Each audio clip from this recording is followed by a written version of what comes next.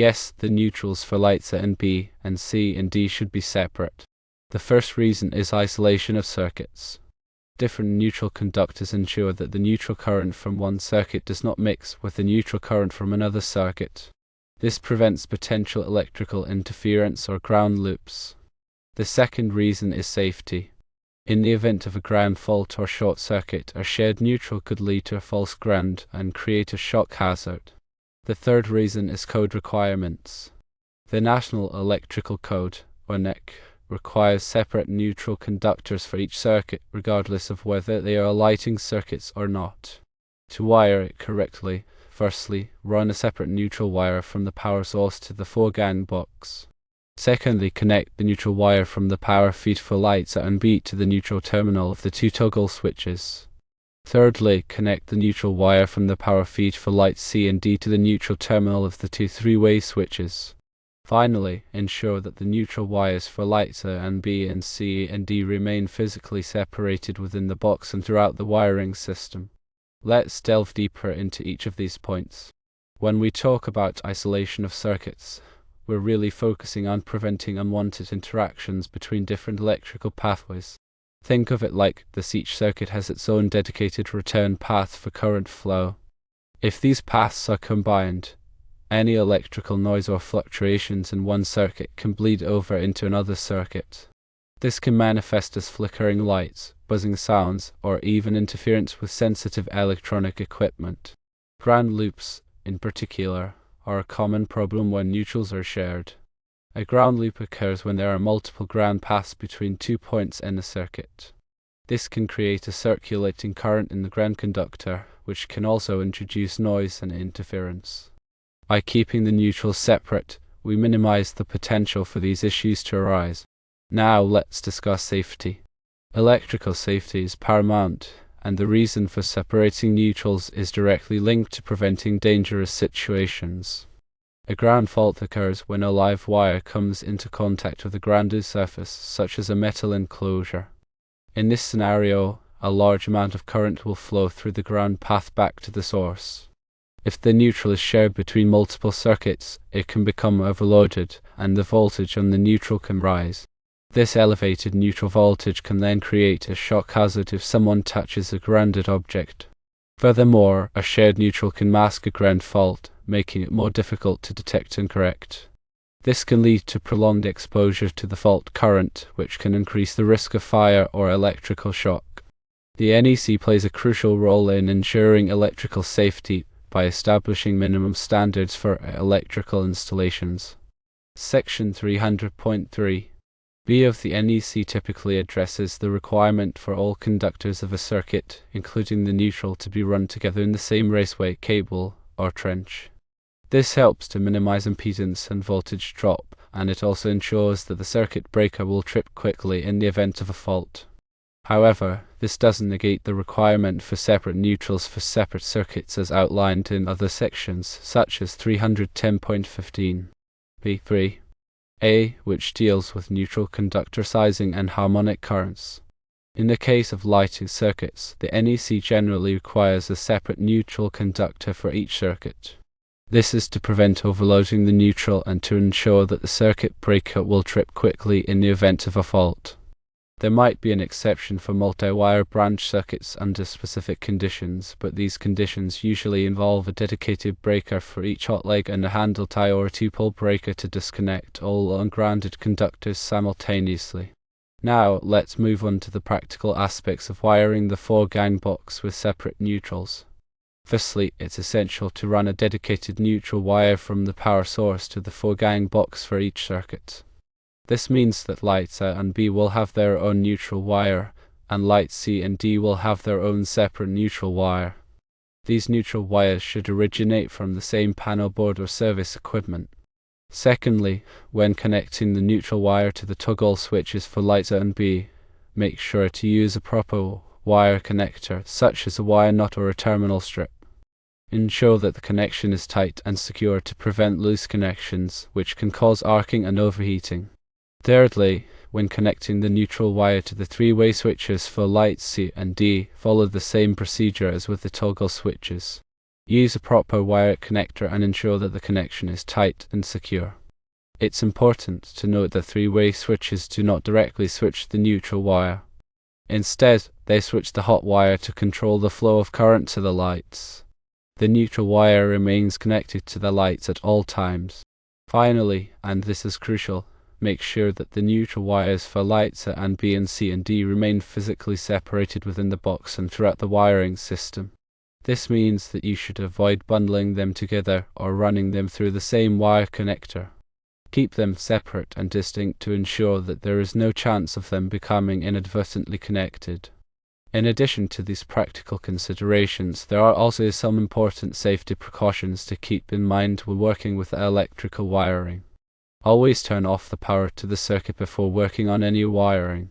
Use a voltage tester to verify that the power is off before touching any wires. Wear appropriate personal protective equipment, such as safety glasses and gloves. Follow all applicable electrical codes and regulations. If you are not comfortable working with electrical wiring, it's best to hire a qualified electrician. Let's consider a scenario to illustrate the importance of separate neutrals. Imagine that you have a shared neutral for lights A, B, C, and D.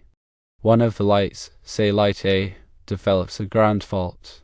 This means that the hot wire for light A comes into contact with a grounded surface. In this situation, a large amount of current will flow through the shared neutral wire back to the source. This can overload the neutral wire and cause it to overheat. The overheating neutral wire can then ignite the insulation on the surrounding wires, leading to a fire. Furthermore, the elevated neutral voltage can create a shock hazard if someone touches a grounded object. By having separate neutrals for each circuit, you limit the amount of current that can flow through any one neutral wire. This reduces the risk of overloading the neutral and causing a fire. It also reduces the risk of shock hazard by keeping the neutral voltage at a safe level. In summary, separating neutrals in a multi-GAN box is crucial for safety and code compliance.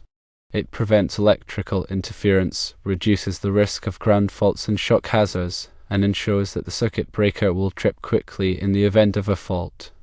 Always follow the NEC and other applicable electrical codes and regulations when wiring electrical circuits. And if you are not comfortable working with electrical wiring, it's best to hire a qualified electrician. Remember, electrical work can be dangerous, so always take the necessary precautions to protect yourself and others. Now, let's elaborate further on the NEC requirements regarding neutral conductors. The NEC, specifically Article 250, addresses grounding and bonding. Proper grounding and bonding are essential for electrical safety, as they provide a low impedance path for fault current to flow back to the source, which will cause the circuit breaker to trip and de-energize the circuit. Section 250.24 C of the NEC requires that the grounded conductor, or neutral, be insulated for systems of 1000 volts or less. This insulation helps to prevent accidental contact with grounded surfaces, which could create a shock hazard. Section 300.3 The one requires that all conductors of a circuit, including the neutral, be contained within the same raceway, cable, or trench. This helps to minimize impedance and voltage drop, and it also ensures that the circuit breaker will trip quickly in the event of a fault. Section 310.15 B3 provides guidance on sizing neutral conductors for nonlinear loads. Nonlinear loads, such as electronic ballasts and LED drivers, can generate harmonic currents which can overload the neutral conductor. The NEC requires that the neutral conductor be sized to carry the maximum neutral current, which may be higher than the phase current. Article 408 addresses switchboards and panel boards. Section 408.41 requires that the neutral busbar in a panel board be insulated from the enclosure. This insulation helps to prevent accidental contact with grounded surfaces, which could create a shock hazard. In addition to these specific sections, the NEC also contains general requirements for wiring methods, overcurrent protection, and grounding and bonding. It's important to be familiar with all of these requirements before working on any electrical wiring. When working with three-way switches, it's important to understand how they function. A three-way switch is actually a single-pole double-throw, or SPDT, switch. It has one common terminal and two traveler terminals. The common terminal is connected to the power source or the load, and the traveler terminals are connected to the other three-way switch. The traveler wires carry the current between the two switches. When you flip one of the three-way switches, it changes the path of the current, which turns the light on or off. In a typical three-way switch circuit, the power source is connected to the common terminal of one of the three-way switches. The traveler terminals of this switch are connected to the traveler terminals of the other three-way switch. A common terminal of the second three-way switch is connected to the light fixture. The neutral wire is connected directly to the light fixture. When both three-way switches are in the correct position, the current will flow from the power source through the first switch, through the traveler wires, through the second switch, and to the light fixture, turning it on. When either of the three-way switches is flipped, it will break the circuit and turn the light off. Let's discuss some common mistakes to avoid when wiring electrical circuits. One common mistake is to use the wrong size wire. The size of the wire must be appropriate for the amount of current that it will be carrying. Using a wire that is too small can cause it to overheat and start a fire. Another common mistake is to make loose connections. Loose connections can cause arcing and overheating, which can also lead to a fire. It's important to make sure that all wire connections are tight and secure. Another common mistake is to overload circuits. Each circuit is designed to carry a certain amount of current. Overloading a circuit can cause the circuit breaker to trip or the wires to overheat. It's important to know the ampacity of each circuit and to avoid overloading it. Another common mistake is to mix up the hot, neutral, and ground wires. The hot wire carries the current from the power source to the load. The neutral wire carries the current back to the power source. The ground wire provides a path for fault current to flow back to the source. It's important to identify each wire correctly and to connect it to the correct terminal. Another common mistake is to ignore the NEC. The NEC contains important safety requirements for electrical installations.